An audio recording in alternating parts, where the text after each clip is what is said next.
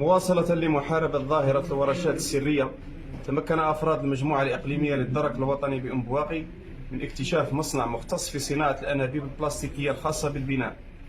العملية نفذت بناء على معلومات مفادها وجود مصنع بمشرة أغلاد بلدية بئر الشهداء ولاية أم البواقي يقوم بتصنيع الأنابيب البلاستيكية من مختلف الأحجام.